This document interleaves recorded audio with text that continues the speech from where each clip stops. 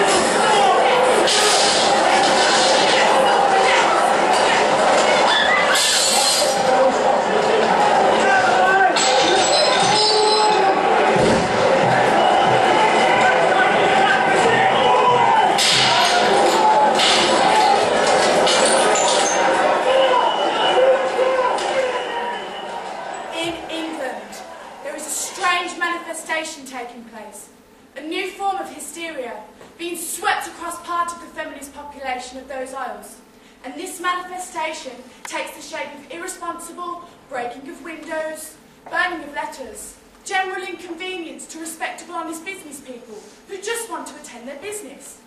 It is very irrational, you say, even if these women had the sufficient intelligence to understand what they were doing and really did want the vote. They have adopted very irrational means of getting the vote. How are they going to persuade people that they ought to have the vote by breaking their windows, you say? We have had to make a great many people very uncomfortable. Now, one woman was arrested on an occasion in London where a great many windows were broken. Women broke the windows as a protest. They broke a good many shopkeepers' windows. They broke the shopkeepers' windows where they spent most of their money, where they bought their hats and their clothing. They also broke the windows of many of the clubs, the smart clubs in Piccadilly. One of the clubs was the Guard Club. Well, the ordinary army man has not much interest in politics, but he very often has considerable influence if he would use it. One woman broke the windows of the Guard Club, and when she broke those windows, she stood there quietly until a guard came out and seized her and held her until the policeman came and arrested her. Some of the guards came out to see what kind of woman it was who had broken their windows, and there they saw a quiet little woman. She happened to be an actress, a woman who had come into the militant movement because she knew of the difficulties and dangers of an actress's life, of how badly paid they are. And so, she had come into the militant movement to get votes for actresses as quickly as possible, so that through the vote, they could secure better conditions. Some of the guards, I think men who never knew what it was to earn a living, who knew nothing of the difficulties of a man's life, let alone the difficulties of a woman's life, came out and they said, "Why did you break our windows? We did nothing." She said, "It is because you have done nothing. I have broken your windows." "Put them in prison," they said. "That will stop it." But it didn't stop it. They put women in prison for long terms of imprisonment, for making a nuisance of themselves. That was the expression when they took the petitions in their own hands to the door of the House of Commons. They thought that by sending them to prison, giving them a day's imprisonment would cause them to all settle down and there would be no further trouble. But it didn't happen so at all. Instead of more women giving up, more women did it, and more and more and more, until there were 300 women at a time who had not broken a single law, only made a nuisance of themselves, as the politicians say. Well then, they thought, we must go a little farther. And then they started imposing punishments of a very serious kind. They little know what women are. Women are very slow to rouse, but once they are aroused, once they are determined, nothing on earth and nothing in heaven can make a woman give way. It is impossible. So here I am. I come in the intervals of prison appearance. I come after having been 4 times imprisoned under the Cat and Mouse Act, probably to be rearrested as soon as I set my foot back on British soil. I come to ask you to help win this fight. If we win it, the hardest of all fights, then to be sure it will be made easier for women all over the world to win this fight at our times. Surely these women should know better. Why? They're simply making our name a bad one. Why can't they just calm themselves down and accept their place? But surely, Mother, you can understand that as women we have equal brains to men. Our minds are just clever and forward thinking. We pay equal taxes to men. We should be able to have these spent by the government. Hush your mouth, young lady. We'll have none of that nonsense in this house. Politics is men's business. Women should focus on looking after their families. Now, woman, you look after yours. But surely to see a woman can be trusted to vote. Your father said none of it. Go and start telling Mary to press supper.